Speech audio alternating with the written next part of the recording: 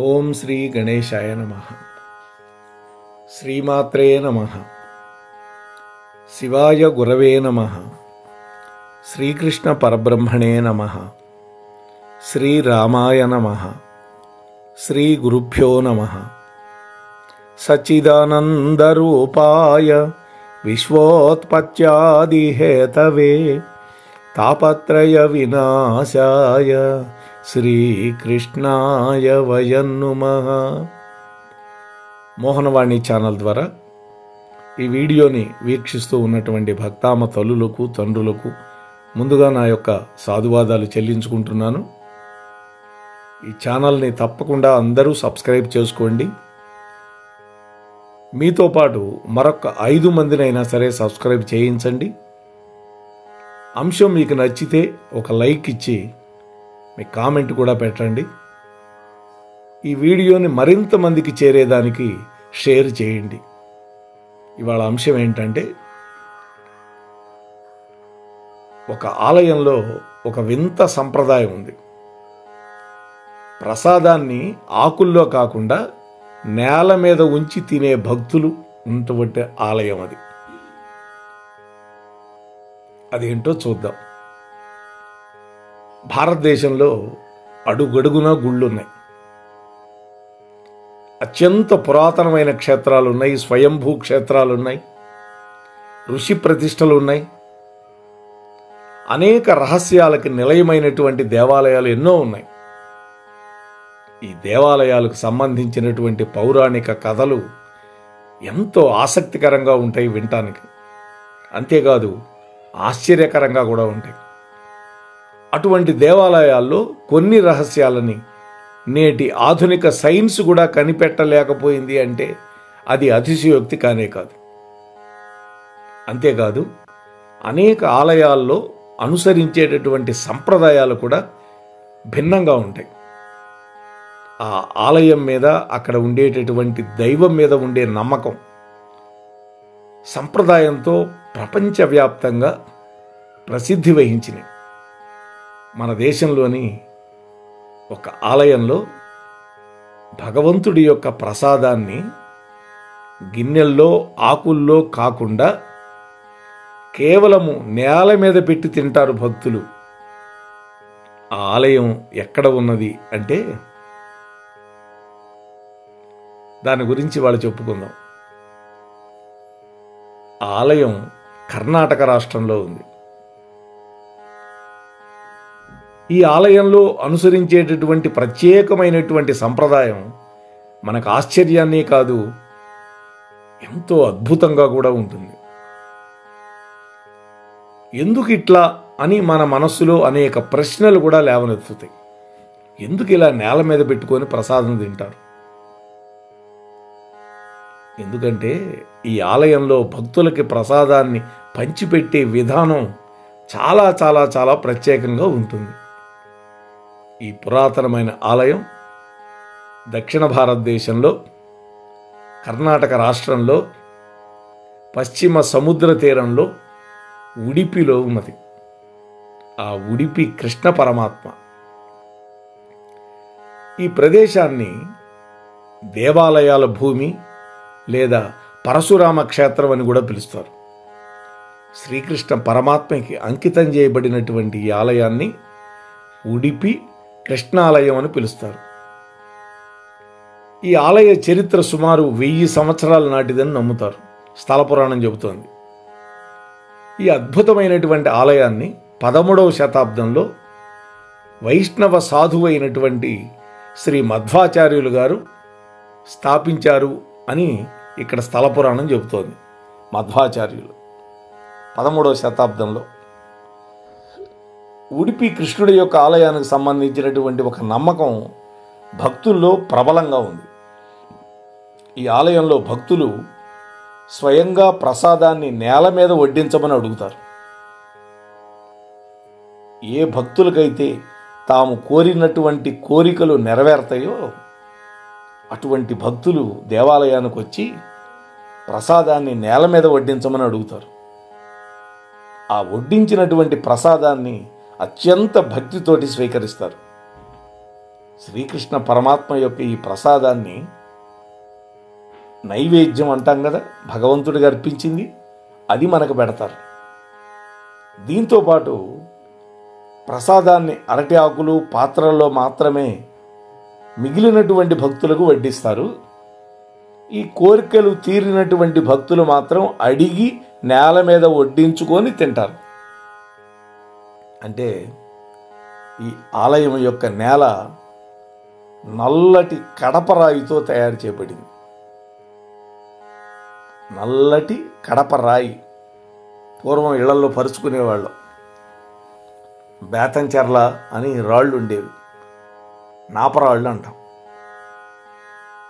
ఉడిపి శ్రీకృష్ణ ఆలయానికి మాత్రమే చెందినటువంటి మరొక ప్రత్యేకత ఏంటంటే, ఈ ఆలయంలో కొలువైనటువంటి బాలకృష్ణుడి యొక్క భక్తులు నేరుగా స్వామిని దర్శనం చేసుకోరు.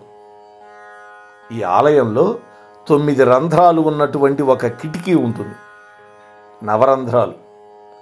ఆ కిటికీ ద్వారా శ్రీకృష్ణుని దర్శించుకుంటారు. ఆ తర్వాత పూజలు చేసుకుంటారు. కిటికీలోని ఈ 9 రంధ్రాలు ఆకాశంలో ఉన్నటువంటి 9 గ్రహాలతోటి అనుసంధానించబడి ఉన్నాయి అని ఇక్కడ స్థల పురాణం చెబుతోంది. ఈ కిటికీ ద్వారా శ్రీకృష్ణుని పూజించిన తర్వాత ప్రజలు సంతృప్తి, ఆనందం, శ్రేయస్సు పొందుతారు అని కూడా నమ్ముతారు. ఇక్కడ ఉడిపి శ్రీకృష్ణ ఆలయానికి సంబంధించినటువంటి ఒక ప్రసిద్ధ కథ ప్రచారంలో ఉంది. దాని ప్రకారం ఒకప్పుడు శ్రీకృష్ణుడికి కనకదాసు అనేటువంటి ఒక గొప్ప భక్తుడు ఉండేవాడు, కనకదాసు. అయితే ఆ భక్తుల్ని ఆలయంలోకి అనుమతించాల అక్కడ ఉండే ధర్మకర్తలు, పూజారులు. ఆ తరువాత కనకదాసు ఈ ఆలయం వెనక్కి వెళ్ళి కృష్ణ పరమాత్మని ప్రార్థిస్తూ ఉన్నాడు, ఏడుస్తూ ఉన్నాడు. స్వామి, నీ దర్శనం నాకు కలగలేదు అని బాధపడుతూ ఉన్నాడు. అక్కడే కూర్చొని తీవ్రమైనటువంటి తపస్సు చేయటం మొదలుపెట్టాడు. అప్పుడు శ్రీకృష్ణ పరమాత్మ ఆ భక్తుడికి తన యొక్క దివ్య దర్శనాన్ని ప్రసాదించాడు. అంత మాత్రమే కాదు, ఈ ఆలయంలో ప్రతిష్ఠింపబడినటువంటి విగ్రహం యొక్క తలని తన ప్రియమైనటువంటి భక్తుడు కూర్చొని తపస్సు చేస్తున్న వైపుకి స్వామి తిప్పాడు. ఇది మామూలుగా తూర్పు వైపు ఉంటాయి విగ్రహాలు, కానీ స్వామి ఏం చేశాడు, తలని వెనక్కి వైపు తిప్పేశాడు ఆ భక్తుడి కోసం. అప్పటి నుంచి ఇవాల్టి వరకు ఈ ఆలయంలో ప్రతిష్ఠించబడినటువంటి విగ్రహం తల గోడ వైపు తిరిగి ఉంటుంది. దీంతో బాలకృష్ణుడి యొక్క దర్శనం కోసం ఆ గోడలో ఒక కిటికీ తయారు చేశారు. ఆ కిటికీకి 9 రంధ్రాలు పెట్టారు. ఆ కిటికీకి ఉండేటువంటి రంధ్రాల ద్వారా శ్రీకృష్ణ పరమాత్మని దర్శించుకుంటారు భక్తులు. అంటే కనకదాసు అనే భక్తుడి కోసం స్వామి ఆ విధంగా తలని తిప్పుకున్నాడు. ఇది ఉడిపి క్షేత్రం. ఇంతవరకు మేము ఆ పరమాత్మని దర్శించే భాగ్యం అయితే మాకు కలగలేదు. కానీ ఎన్నో చిత్రాలకి నిలయమైనటువంటి మన దేవాలయాలు ఉన్నాయి. అటువంటిది ద్వాపర యుగంలో మనందరినీ అనుగ్రహించినటువంటి, మనకు భగవద్గీతని అనుగ్రహించినటువంటి శ్రీకృష్ణ పరమాత్మ యొక్క దివ్యమైన భవ్యమైన మందిరం ఉడిపి క్షేత్రం. ఆ ఉడిపిలో బాలకృష్ణుడిగా ఉంటాడు ఆయన. వెన్న తినే కృష్ణుడు ఏ విధంగా ఉంటాడో, మాకు చెన్నైలో మా అక్కయ్య వాళ్ళు ఉండేవాళ్ళు, నంగనల్లూరు అని, అక్కడ ఆంజనేయ స్వామి గుడి కూడా పెద్దది ఉన్నది. ఆ వెళ్ళే దారిలో ఈ ఉడిపి కృష్ణాలయం ఉన్నది. అక్కడ ఏంటంటే లోపలికి వెళితే చొక్కా గిక్కా ఉండకూడదు, ఒంటి మీద చొక్కా బనీను తీసి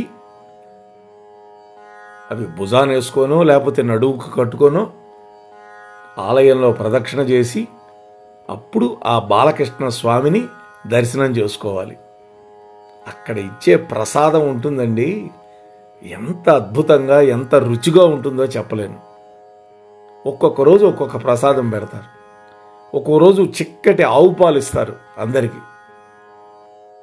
అంటే స్వామికి నివేదన చేసినటువంటి పదార్థాలు అక్కడ భక్తులకు పంచుతారు. అప్పుడు చెప్పారు అక్కడ ఉడిపిలో కూడా కృష్ణ పరమాత్మ ఇదే విధంగా ఉంటాడు అని. అప్పుడు మనస్సులో అనుకున్నా, ఎప్పటికైనా ఆ స్వామిని దర్శించాలి అని. మన మనస్సులో ఉంటే సరిపోదు, స్వామి యొక్క అనుగ్రహం కూడా మన మీద ఉన్నప్పుడే స్వామి మనల్ని రప్పించుకుంటాడు అక్కడికి. లేకపోతే మనం ఎంతటి వాళ్ళం, మనకు డబ్బు ఉండొచ్చు, ఇంకోటి ఉండొచ్చు, మన పిల్లలకి కారులు ఉండొచ్చు, కానీ భగవద్ అనుగ్రహం కలిగితేనే ఆయన మనల్ని అక్కడికి రప్పించుకుంటాడు. అందుకనే నీ కొండకు నువ్వే రప్పించుకో అని ఒక పాట రాశాడు మా చీరాల ఆయనే. మహాపండితుడు ఆయన, ఇంగ్లీష్ టీచర్, ఆయన ఇంగ్లీష్ లెక్చరర్ సుబ్బారావు గారు, చీరాల సుబ్బారావు గారు. చీరాల ఇంటి పేరు గుర్తులేదు, సుబ్బారావు గారు. ఆయన రఘువంశ కావ్యానికి వ్యాఖ్యానం రాశాడు, కుమార సంభవానికి వ్యాఖ్యానం రాశాడు. మహానుభావుడు. అయితే ఇప్పుడు ఆయన కాలం చేశారు. ఆయన రాసిన పాటే నీ కొండకు నీవు రప్పించుకో అని వెంకటేశ్వర స్వామి మీద పాట.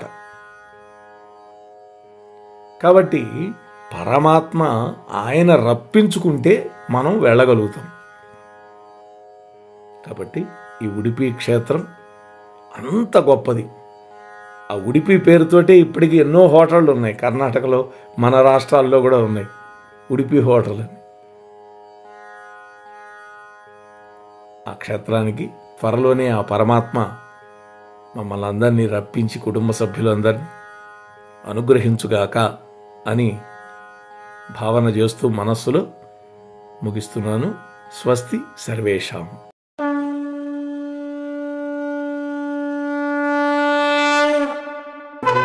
వినుడు వినుడు శ్రోతలారా, మహాభారత కథలు మన మనుగడ కోసం అందించిన కథలు.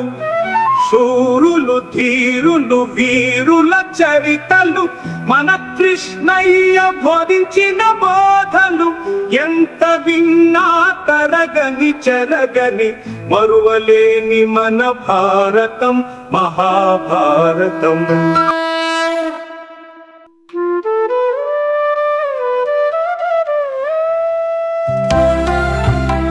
సత్సంగం సత్సంగం భగవంతుని లీలలు, సాధు సత్పురుషుల గాథలు, మహాత్ముల జీవిత గాథలు. భగవంతుని తత్వం తెలుసుకునే ప్రయత్నమే సత్సంగం. ఈ సత్సంగం వినండి, వినిపించండి, వింటూనే ఉండండి. సత్సంగం, ఈ సత్సంగం.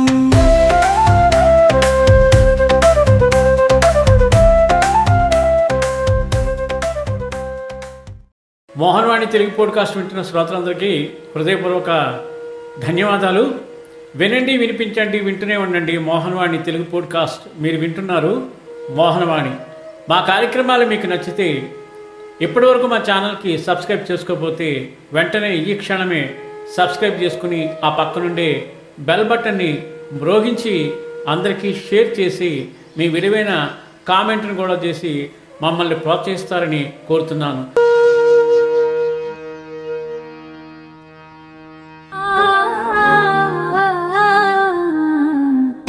మోహనవాణి.